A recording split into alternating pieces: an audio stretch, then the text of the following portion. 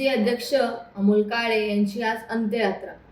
MCA अध्यक्ष अमोल काळे यांच्या अंत्यदर्शनासाठी उपमुख्यमंत्री देवेंद्र फडणवीस, क्रिकेटपटू अजिंक्य रहाणे सहकुटुंब, एमसीए मेंबर आशिष शेलार, शिवसेना ठाकरे गट नेते मिलिंद नार्वेकर, उपसभापती नीलम गोरे आणि मुंबई पोलीस आयुक्त विवेक फळणसाळकर त्यांच्या निवासस्थानी दाखल।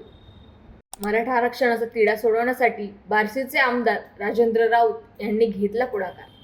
मनोज जरांगे पाटील यांची तब्येत खालावल्याची माहिती आमदार राजेंद्र राऊत यांनी उपमुख्यमंत्री देवेंद्र फडणवीस यांना दिली फोनवरून माहिती। राऊत यांनी विनंती केल्यानंतर मनोज जरांगे पाटील यांनी उपचार घेण्याची सुरुवात केली। मनोज जरांगे पाटील यांना सलाईनद्वारे उपचार सुरू। रात्री एक सलाईन घेतल्यानंतर पुन्हा उपचार घेण्यास जरांगे पाटील यांचा नकार। अंतरवाली सराटीत ओबीसी समाज देखील सुरू करणार आमरण उपोषण। जालन्यातील अंतरवाली सराटी येथे मागील 5 दिवसांपासून मनोज जरांगे पाटील यांनी सगळे सोयरे कायद्याच्या अंमलबजावणीसाठी आमरण उपोषण सुरू केले। अशातच आता अंतरवाली सराटीतच ओबीसी समाजही सड्डू ठोकण्याच्या तयारीत आहे।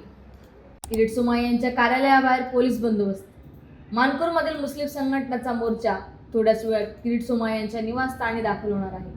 ईशान्य मुंबईतील लोकसभा निवडणुकीत मानकोरमध्ये बांगलादेशी मतदान केल्याची टीका किरीट सोमय्या यांनी केली होती। जिल्ह्यात दमदार पावसाच्या हजेरीने बळीराजा सुखावला।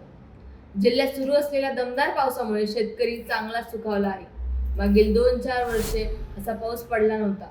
यंदाच्या वर्षी पावसाने लवकर हजेरी लावली। असंच पाऊस पुढे देखील पडत राहावा अशी शेतकऱ्यांनी इच्छा व्यक्त केली।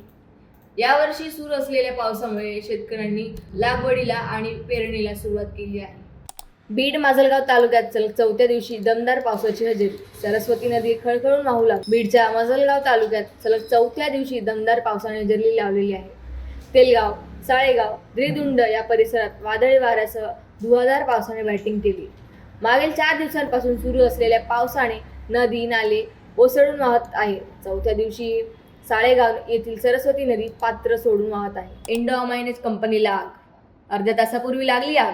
आगीचे कारण अस्पष्ट। अग्निशमन विभाग घटनास्थळी दाखल। आगीवर नियंत्रण मिळवण्याचे प्रयत्न सुरू। अग्निशामक दलाच्या 2 गाड्या घटनास्थळी दाखल। आग पसरत असल्याने पूर्व परिसर पोलिसांकडून खाली करण्यात आला आहे, तर बाजूच्या शाळेला देखील सुट्टी देत खाली करण्यात आली आहे। भाज्यांची आवक घटल्याने एमपीएमसी बाजारात भाज्यांचे दर कडाडले। अवकाळी पाऊस तर काही ठिकाणी पावसाचा अभाव आणि प्रचंड गर्दीमुळे भाजीपाल्यावर मोठा परिणाम झाला असून मोठ्या प्रमाणामध्ये नवी मुंबईतील एमपीएमसी बाजारात भाज्यांचे दर कडाडले आहेत। मागील 15 दिवसांपासून भाजीपाल्यांच्या दरामध्ये चढ आणि उतार पाहावयास मिळत आहे। यात मटार, फरसबी, गवार, घेवडा, कोथिंबीर, काकडी आणि इतर भाज्यांचा समावेश आहे। मुख्यमंत्री एकनाथ शिंदे ठाण्यातून मुंबईत विमानतळाच्या दिशेने रवाना। चंद्रबाबू नायडू यांच्या मुख्यमंत्री पदाच्या शपथविधीसाठी राहणार उपस्थित।